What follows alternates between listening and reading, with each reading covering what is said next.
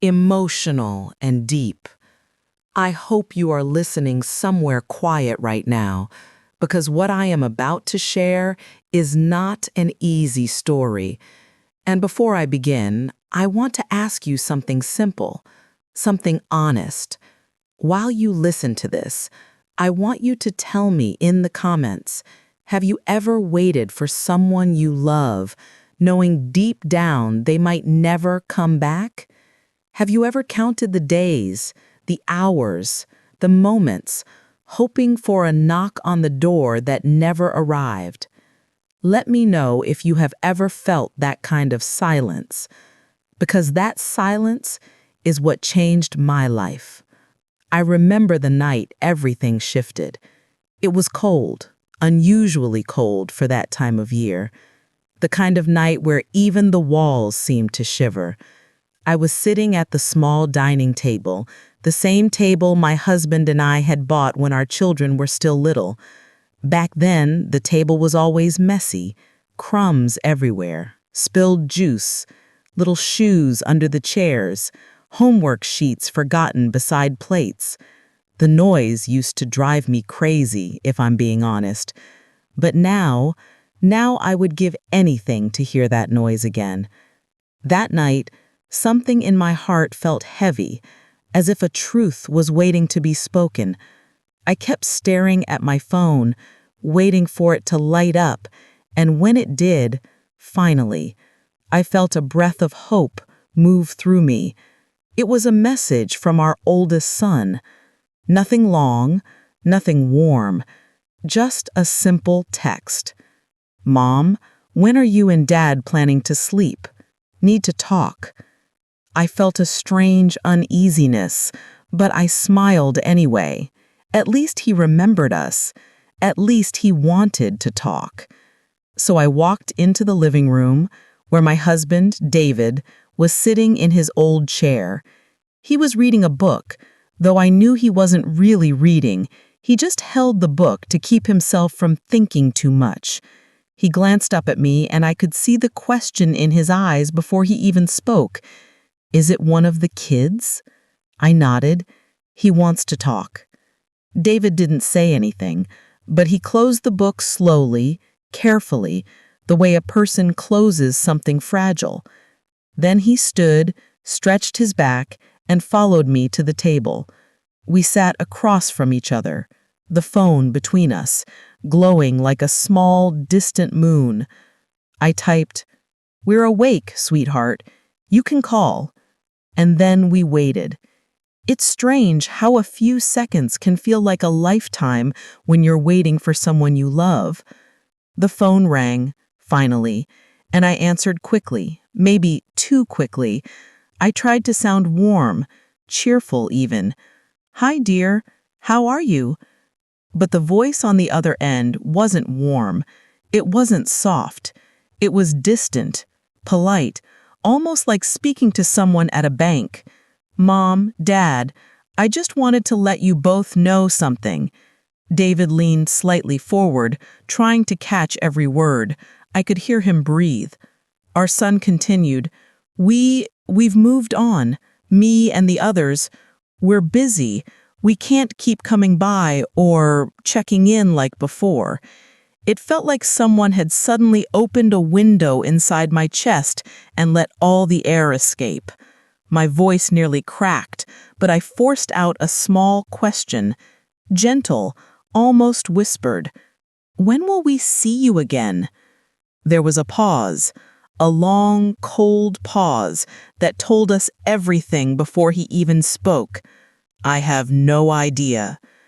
My hands began to tremble. I pressed them together to keep them steady. I wanted to say something, anything that would make him soften, but nothing came. David, steady as always, tried to speak. "Son, we're not trying to take your time. We miss you." Again, silence. Then our son said something I will never forget. "Dad, you and Mom need to start living your own life. We've moved on. We're grown. You should too." And he ended the call. Just like that, without a goodbye, without a promise to see us soon. After the call, David and I sat there in complete stillness. You know, the kind of silence that feels like it's pressing into your skin, the kind that feels alive? That's what it was. I looked at my husband, and he looked at me. No words, no tears yet, just this sharp, heavy ache between us. I don't know how long we sat there. Maybe minutes, maybe hours. But at some point, David finally whispered, "They've moved on." Hearing him say it out loud hurt more than the phone call. I reached for his hand. It felt cold. Not from the weather, from something deeper, something old, something wounded. I whispered, "We still have each other." He nodded, but his eyes were far away. Somewhere in the past, probably. Somewhere when the kids were small and he was strong and I was busy and life felt full. After a while, we both stood up, not because we felt ready to move, but because staying seated felt like drowning. David went to the kitchen to make tea. I knew he needed to keep his hands busy. I needed it too, so I followed him. As he filled the kettle, I found myself staring at the fridge. It was covered with old photos, birthdays, graduations, messy school projects, smiling faces, arms around our shoulders, cake smeared on cheeks, laughter frozen in time. I ran my fingers over one photo of our youngest, when he was maybe 8, holding a soccer trophy. His smile was so bright, so proud. I remember that day. I remember how he ran into my arms after the game yelling, "Mom, did you see me? I won." Now that same child couldn't even tell me when he'd visit again. David placed a cup in front of me. I didn't drink it.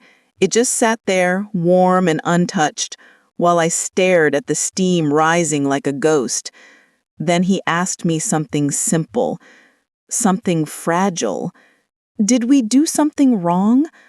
I looked at him, at the man who worked 2 jobs so our children could have everything, the man who carried them when they fell asleep in the living room, the man who made silly voices when they cried, the man who never missed a parent-teacher meeting, the man who stayed awake whenever someone had a fever, the man who would give anything, absolutely anything, for his kids. I shook my head.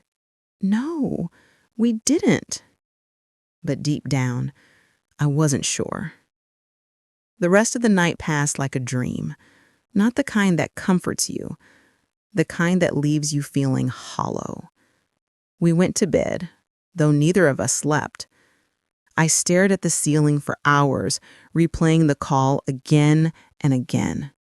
His voice, his tone, the distance.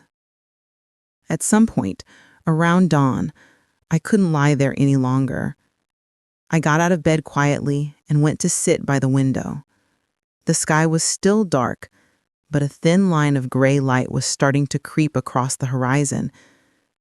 I whispered to myself, "They've moved on." And it hurt. It hurt in a way I didn't know was possible. When David joined me a few minutes later, he sat beside me without a word. We watched the sunrise together, not because we were hopeful, but because we didn't know what else to do. The birds started singing. The world woke up. But inside our home, everything felt changed. Something silent and heavy settled into the walls, into the air, into us. That night broke us. Not loudly, not suddenly, but quietly, like a slow crack spreading across glass.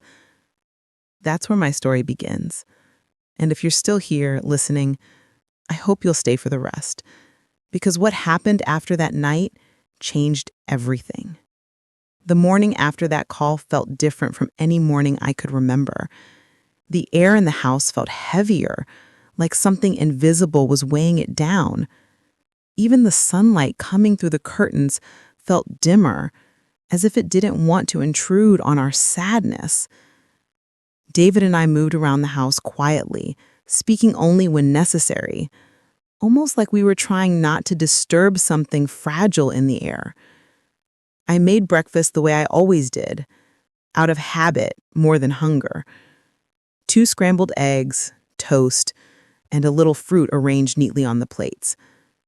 I set them on the table like I had done every morning for years. It was a small routine, but it was ours. But that morning, neither of us touched the food. We just sat across from each other, our hands resting beside cold plates, our eyes drifting toward the empty chairs where our children once sat. I remember staring at those chairs for a long time, imagining their little legs swinging under the table, their voices talking over each other, their hands grabbing for food, their laughter filling the room. I could almost see it, like a ghost memory replaying itself. And then the memory faded, leaving only the quiet house and 2 aging parents sitting alone. David finally broke the silence. He said, "We should go for a walk." I nodded. He was right. Staying inside felt suffocating. So we put on our jackets and stepped outside into the cool morning air. The neighborhood was waking up. People jogging, dogs barking, sprinklers clicking on. Everything looked normal, but to us, nothing felt normal anymore. We walked slowly down the sidewalk, our steps matching without effort, the way they always had. We didn't talk at first. We just let the fresh air wrap around us, hoping it would push away some of the heaviness inside. But even the air felt different, as if it carried the weight of the words we had heard the night before. After a few minutes, David spoke again. "You know, I always thought when the kids grew up, we would still be part of their lives. Maybe not every day, but something."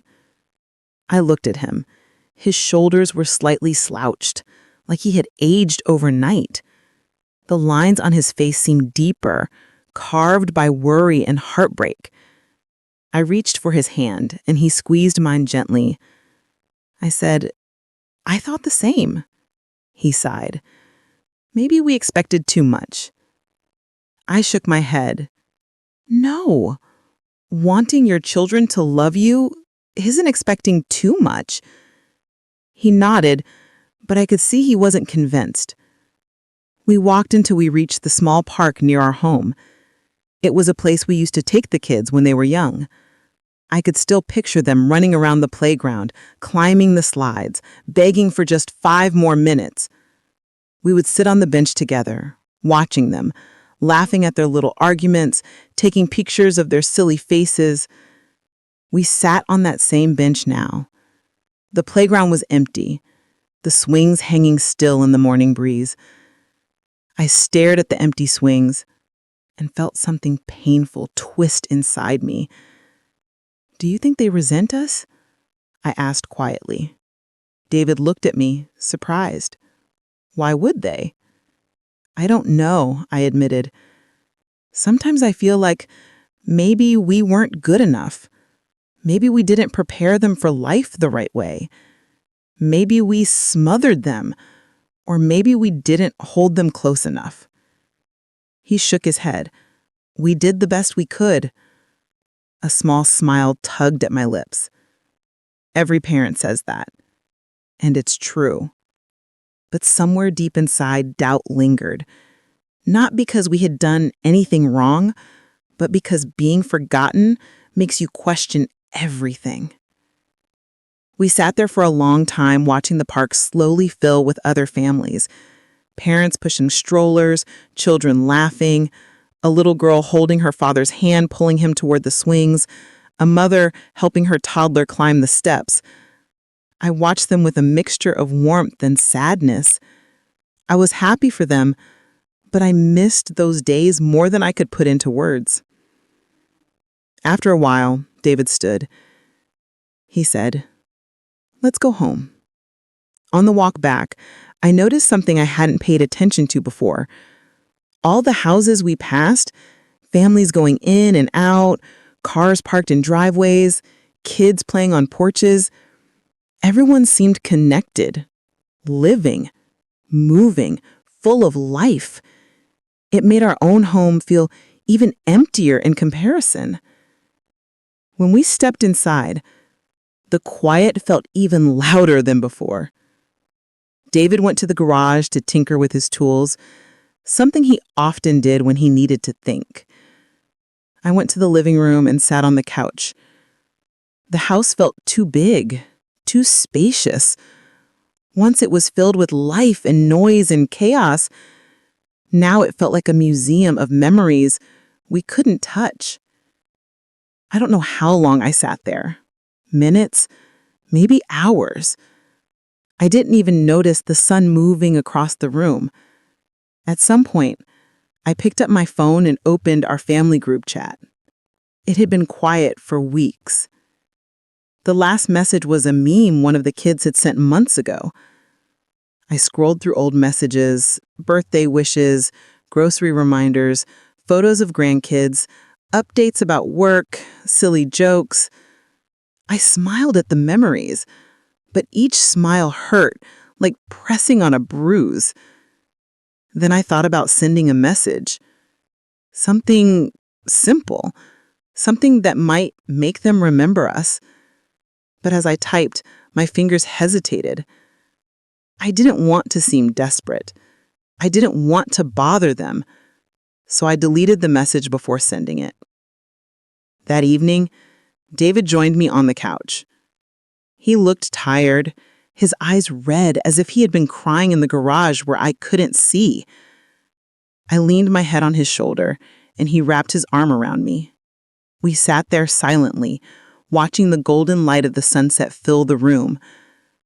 He said, "I keep thinking about when they were kids." Me too. He took a deep breath. Remember how they used to run to us when they scraped their knees? How they'd jump into our bed whenever there was a thunderstorm? I nodded. They needed us then. They still do, he whispered, almost to himself. They just don't know it. We sat there until the fun disappeared and the room grew dark.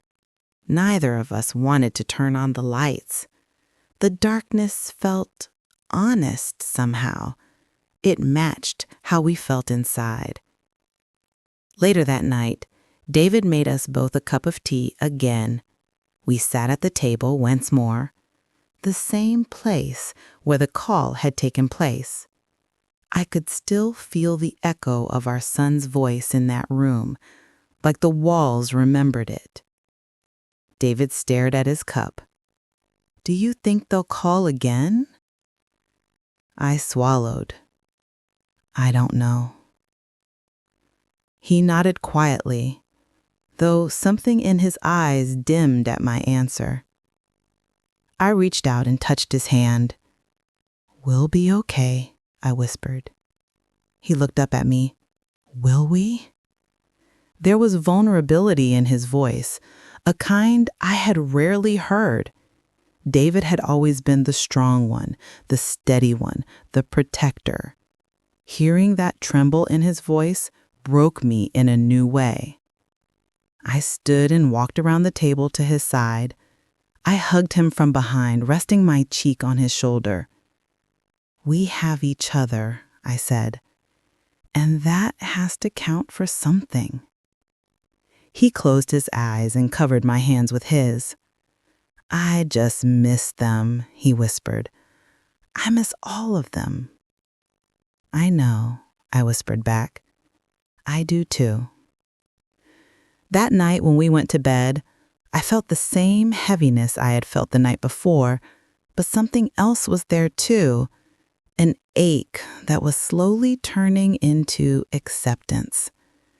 Not acceptance that our children didn't love us.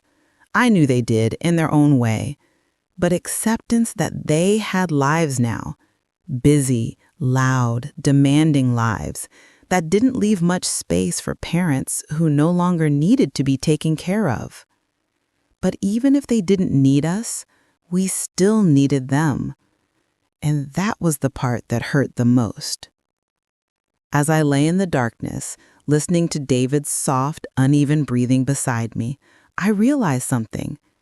The night before had broken us, but maybe, slowly, in the quiet that followed, it was also teaching us something. Maybe it was teaching us how to let go, how to stand on our own again, how to find a life beyond being parents. I wasn't sure if I was ready for that lesson, but the days ahead, the ones I will tell you about next, forced us to learn it, one small heartbreak at a time. The days that followed moved slowly, almost like the world had stepped into a heavier kind of time. Every minute felt stretched, long enough for thoughts to drift into places I didn't always want them to go. David and I kept our routines, because routines were the only things that still gave the day some shape. But even those routines felt different now, as if they were echoes of the life we once had. I found myself lingering around the house more than usual. Sometimes I would stop in the hallway and stare at the framed photos on the wall. Pictures of birthdays, graduations, first days of school, all these small frozen moments that once felt like they would last forever.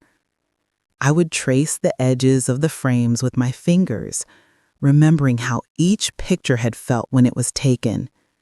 There was so much hope back then, so much certainty that our children would always be close, no matter how far they went.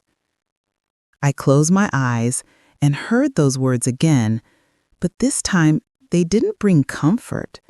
They brought a soft ache that settled deep in my chest. Somewhere along the way, promises had faded. Not out of malice, just out of life. David found me standing there quiet and still.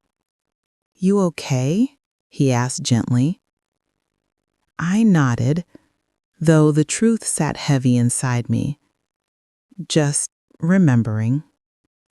He stepped beside me and looked at the photo. "Feels like yesterday," he said. "It really does." We stood there a moment longer before he placed a hand on my back. "Come on," he said softly. "Let's get some fresh air."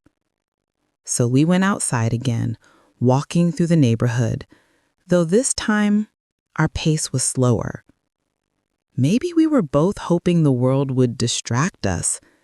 Maybe we just didn't want to sit in the quiet house anymore.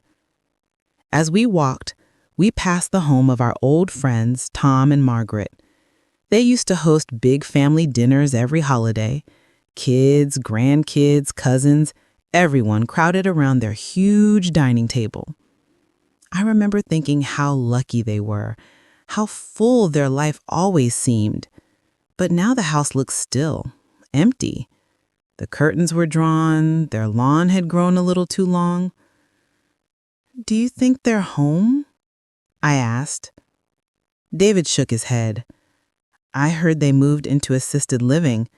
Their kids live out of state." I looked at the house again, feeling a pinch in my heart. "They used to have so many people around them." He nodded.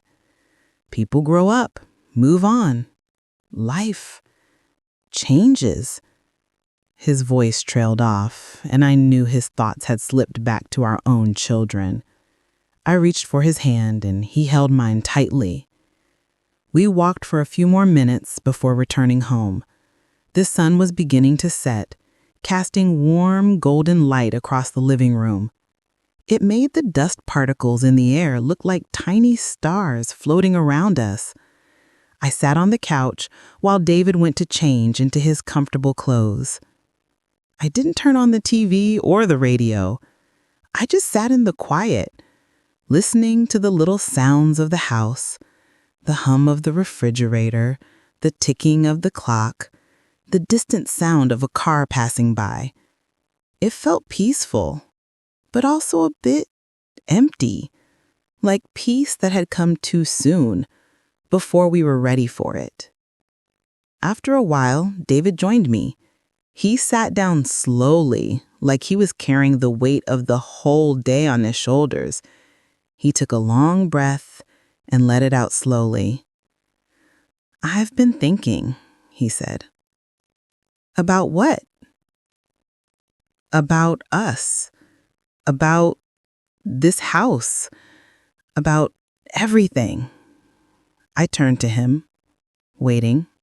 He spent all our lives building a home for the kids. Every choice we made, it was for them.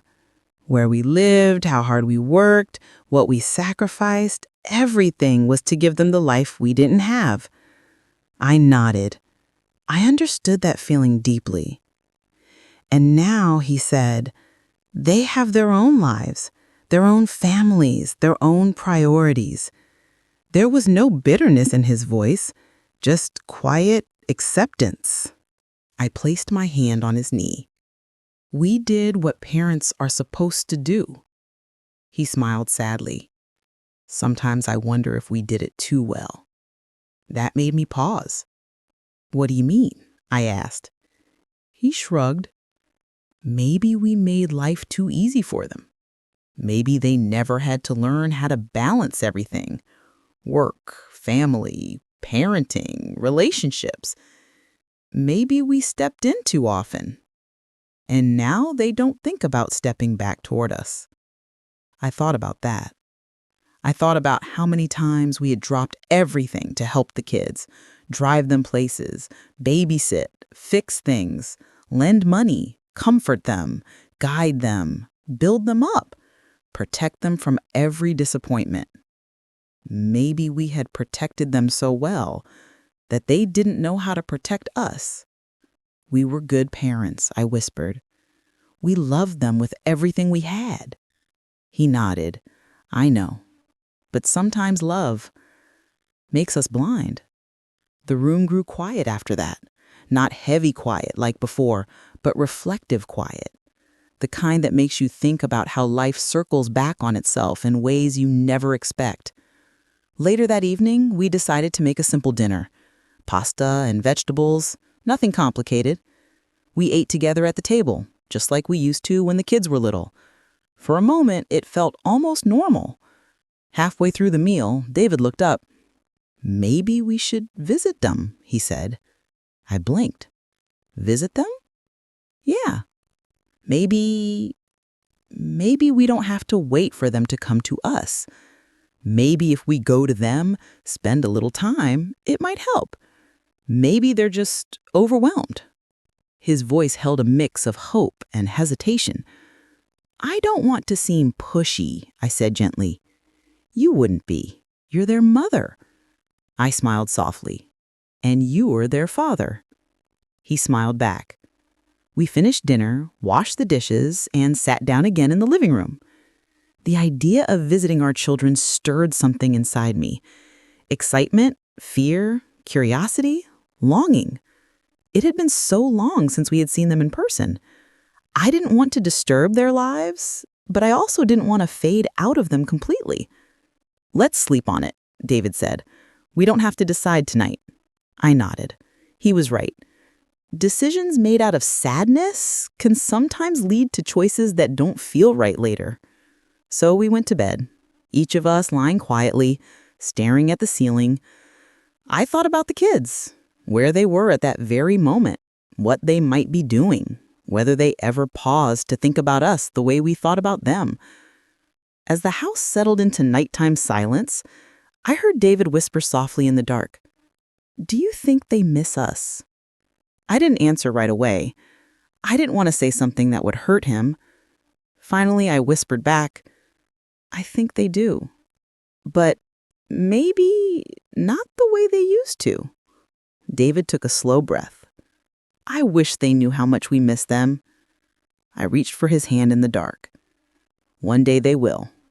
He squeezed my hand, and we lay there quietly until sleep eventually found us. The next morning, David woke before I did. When I came downstairs, He was already at the table, sipping his tea, staring at something on his phone. I walked over, gently touching his shoulder. "What are you looking at?" I asked. He turned the phone so I could see.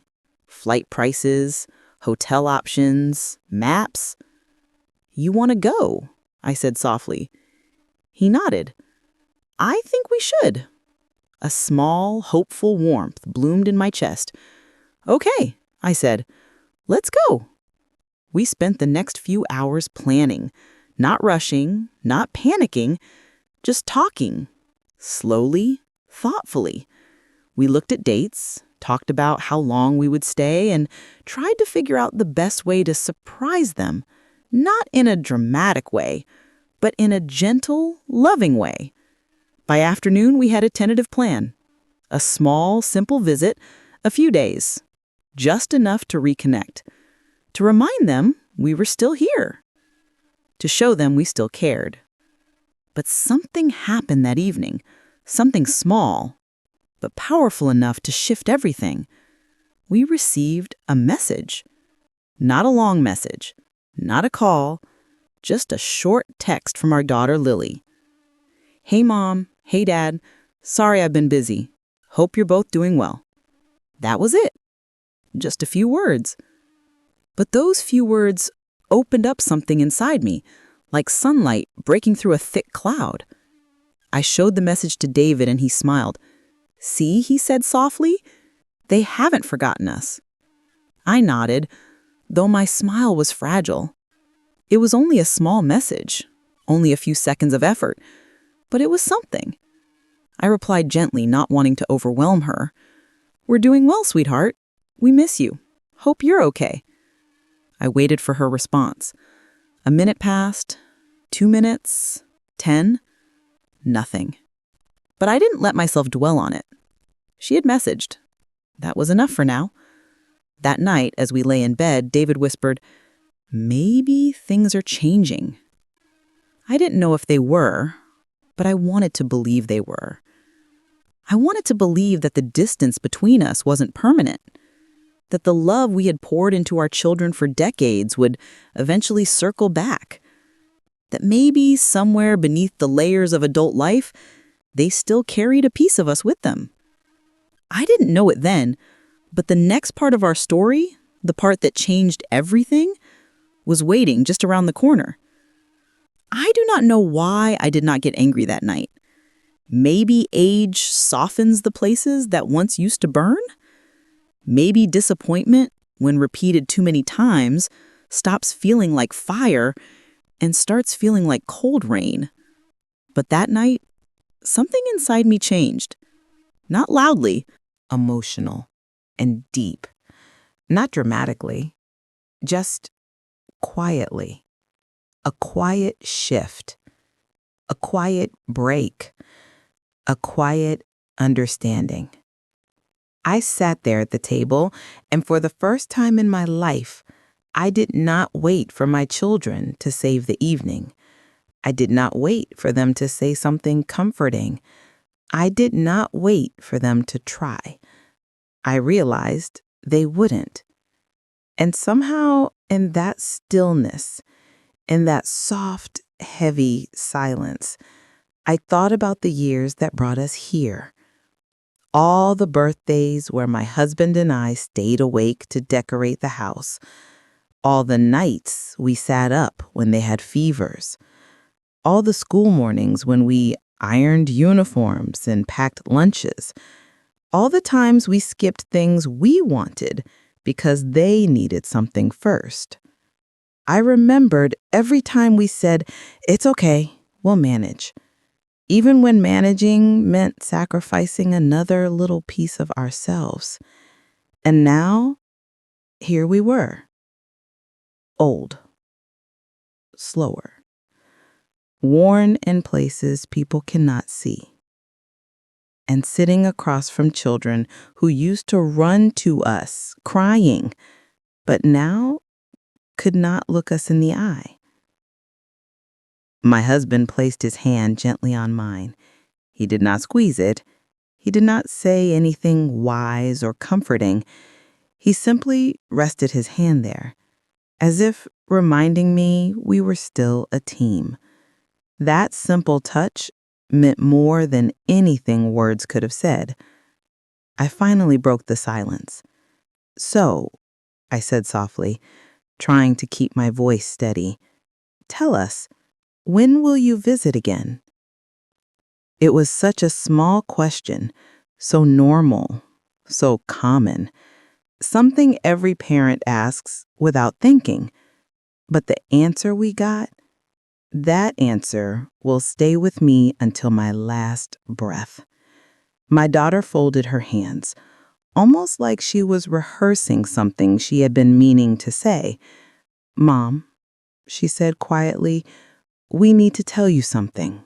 We've moved on." Moved on. 2 words. So simple. So polite. So sharp. They cut without leaving any blood behind. My husband blinked slowly, as if the words took a long time to reach him. "What do you mean?" he asked. She exchanged a glance with her brother, a glance that told me they had discussed this already, planned it, agreed on it. My son leaned back slightly and said, "We don't want to sound harsh, but we're busy now, really busy. We have families, jobs, lives. We can't keep coming here every few weeks. It's too much." Too much. Visiting your parents was too much. I felt a small ache behind my ribs, not a sharp pain, just a slow, spreading heaviness. "We'll try when we can," my daughter added quickly, "but you shouldn't wait for us. You need to, live your own life now." Live our own life now, as if our entire life had been built around them. I swallowed. My throat felt tight, but I forced myself to speak. "So, you won't be coming for a while?" They both nodded. "We hope you understand," my son said. I nodded too. Not because I understood, but because I realized they needed me to pretend I did. Silence settled again. The kind of silence that feels like the space after a door closes. My husband's hand trembled slightly on the table. I felt it. He was trying to hide it, trying to stay strong. I touched his hand the way he had touched mine. And in that moment, I felt both of us breaking, gently, quietly, in a way only parents understand. My daughter checked the time. My son stood up to stretch. They were getting ready to leave, and I felt something inside me sink, like a stone disappearing into water. My husband cleared his throat and asked one more question. "Aren't you staying for dinner?" My son shook his head. "No, Dad. We already ate. We need to head back before it gets too late." Back. Back to the lives where we were no longer needed. They hugged us briefly at the door. A quick, polite hug, the kind you give when you're in a hurry. "We'll call," my daughter said. But I knew she would not. Not soon. Not often. When their car drove away, headlights slowly fading down the street, the house fell into a kind of quiet that feels like a blanket laid over everything. My husband closed the door softly. No words. No anger. No crying. Just 2 old people standing in a silent hallway, realizing that the world had kept moving and our children had moved with it, leaving us behind. The house felt empty in a way I had never experienced before. Not quiet, not peaceful. Empty. The kind of empty that presses against your chest and fills your thoughts with memories that hurt because they are beautiful. I moved slowly through each room, touching the surfaces, looking at the old furniture, the photographs on the wall. Every corner of this house had held laughter once. Every corner had held little footsteps, spilled milk, and endless chatter. And now, nothing. David was in the kitchen, cleaning a mug. He didn't say anything. He never did. He just worked, moving slowly, as if the simple act of keeping busy could push away the ache in his chest.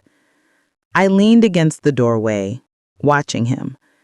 The man who had been my partner in everything for decades. The man who had built a life with me, who had been strong when I felt weak, who had held our children in his arms with love I could never fully describe. I whispered, "I never thought it would feel like this." He looked up at me, his eyes soft. He said, "I know. Me neither." We didn't talk for a while. No words could capture the weight of what had happened. We both knew what it meant. Our children were still our children, and they loved us in their own way, I'm sure of that. But they were no longer part of our everyday life. We had been set aside, quietly, gently, without realizing it until now. That evening, I walked to the living room and sat on the couch. The dim light from the lamp cast shadows across the room. I picked up one of the old photo albums. It had been untouched for months, but now it felt like a lifeline. I opened it slowly, turning each page carefully, remembering birthdays, graduations, first steps, holidays, snow days, summer evenings. Each picture held a moment I would never get back. A moment that had once been full of laughter and warmth. David joined me after a few minutes, sitting beside me. He picked up a photograph of our first home, the one we bought when we got married, with the tiny garden in the front and the small kitchen that always smelled like cinnamon rolls. "Do you remember how small it was?" I laughed softly. "Yes, but it felt huge when the kids were little." He smiled. "They made it feel huge." I nodded. They did. We sat there in silence for a while, letting memories fill the room, not with sadness, not entirely, but with longing and a quiet understanding that life had moved on, whether we were ready or not. Over the next few days, we began to rebuild a rhythm that didn't revolve around waiting for our children. We cooked together, walked together, and sometimes even laughed at small things. A joke on TV, a bird hopping in the yard, or a funny memory from years ago. Slowly, gently, we began to realize that while our children were living their own lives, we still had each other, and that was enough to start. One evening, David suggested we take a short trip, not to see the kids, not yet, just a few days away, to remind ourselves that life could still be beautiful, even if it didn't include our children every day. We agreed. We packed a small bag, got into the car, and drove to a quiet cabin near a lake. The air was fresh, the sky wide and open. We walked along the shore, holding hands, watching the water ripple in the breeze. And for the first time in weeks, the heaviness inside us began to lift, even if just a little. On the second day, we sat outside with mugs of tea. I watched David stare at the lake, the sunlight reflecting in his eyes. "It's beautiful," he said quietly. "Yes," I agreed. "It really is." We didn't speak for a long time after that. Words felt unnecessary. We were simply present with each other. And that presence, that quiet shared presence, began to feel like healing. When we returned home, life felt different, but not worse. We began calling friends we hadn't spoken to in years. We started visiting neighbors, going to small events in the community, and even attending a few workshops for hobbies we had always wanted to try, but never had the time. Slowly, our home began to feel alive again. Not the same way it had been with children running around, but alive in a new, quieter, gentler way. And then something surprising happened. A few weeks later, Lily sent a longer message. "Mom, Dad, we've been thinking a lot. We're sorry we've been distant. Can we visit this weekend?" My heart lifted in a way I had almost forgotten it could, not because the message erased the hurt, but because it reminded me that love can return in its own time, that even when life pulls people apart, there is always a chance to reconnect. David and I exchanged a glance that said everything without words. We had survived the silence. We had survived the feeling of being set aside. And now, perhaps, we could survive the awkwardness of reuniting too. When they arrived that weekend, the house was quiet for a few moments, and then slowly, laughter returned. Not the frantic, nonstop laughter of children when they are small, but something softer, something deeper, something that carried the weight of years and still found a way to shine. We sat around the dining table, eating, talking, sharing stories. We listened to each other. Really listened. And for the first time in what felt like a long time, I felt the walls of the house fill with warmth again. It wasn't perfect. There were moments of tension, small misunderstandings, pauses where the past seemed to press in, but we survived them. We remembered that love doesn't have to be constant to be real. It doesn't have to be perfect to be strong. That weekend taught us something profound, that life can continue even after disappointment, that relationships may ebb and flow, grow distant, or feel heavy, but they can also return, stronger, if nurtured with patience and understanding. When they left, hugging us tightly this time, promising to visit again soon, I realized something. My heart still ached. I still felt the absence of all the years of distance, but there was also hope, quiet, steady hope, the kind that builds slowly in small moments of connection. I looked at David as he smiled, tired but content, and I whispered, "We did it. We made it through." He nodded, holding my hand gently. Yes, we did. And in that simple, quiet moment, I understood that life is never perfect. Families change, children grow, love evolves. But even when it feels like you've been left behind, there is always the chance to start again, to reconnect, to heal. It doesn't always look the way you imagined. It doesn't always arrive at the right time. But when it comes quietly, slowly, and it fills the cracks left by years of waiting, longing, and quiet heartbreak.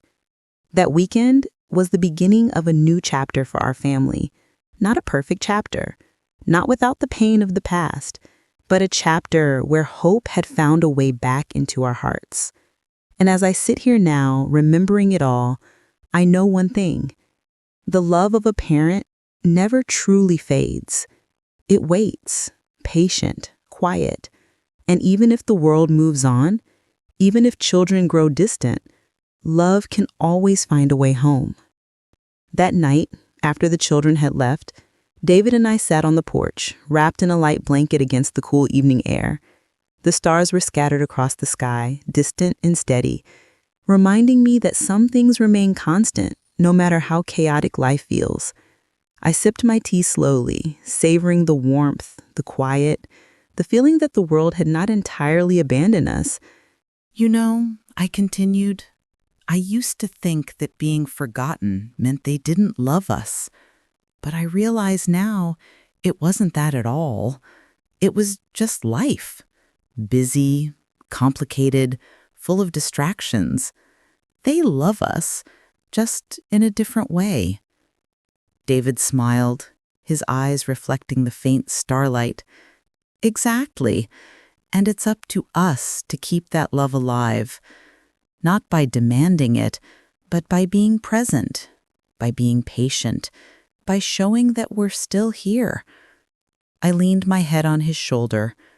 "We still have each other," I said. "That has to count for something." He nodded. more than something, everything. The wind carried the faint scent of the garden, the smell of earth and flowers, and life that never stops, no matter what changes inside a house. I realized then that life isn't about waiting for someone else to complete it. Life is about finding small pieces of joy, small moments of connection, and holding on to them with gratitude. I thought about our children, about the years that had passed, about the distance, about the lessons learned in silence and solitude. I realized that even though they were no longer dependent on us, the love we had given them had left a mark, subtle, quiet, but permanent. And in time, that love would return in little ways: a text, a visit, a shared story. It always does, in its own time. We sat there for a long time, watching the stars, feeling the calm that comes after a storm. It wasn't the same calm we had known when the house was full of children's laughter. It was quieter, gentler, wiser. A calm that comes with experience, with survival, with understanding that life moves in cycles, and love, true love, remains, even when the world shifts around you. I realized that being left alone in old age doesn't mean being forgotten. It means learning to live fully, to cherish what remains, and to keep hope alive for what may still come. It means holding hands with the one who has been by your side through everything and finding strength in togetherness, even in the absence of others. That night, David and I went inside, carrying the warmth of the porch with us. We turned off the lights, slid into bed, and held each other close. There were no words. None were needed. Just the quiet understanding that we had survived the hardest moments, that we had held on, and that we would continue to hold on no matter what the future brought. And as I drifted off to sleep, I felt a deep, steady hope. A hope that our children, despite their distance and distractions, would always carry us in their hearts. That our love, patient and enduring, had never truly left them. And that even in the quietest moments, love has a way of finding its way home. Life isn't always about being together. Sometimes it's about knowing that love exists, quietly, persistently, and that it will return in ways we might not expect, but always in its own time. I closed my eyes, feeling the steady rhythm of David's breathing beside me, and finally understood, no matter how lonely life can feel, no matter how far people drift, love endures. It waits. It returns. And in its presence, we are never truly alone.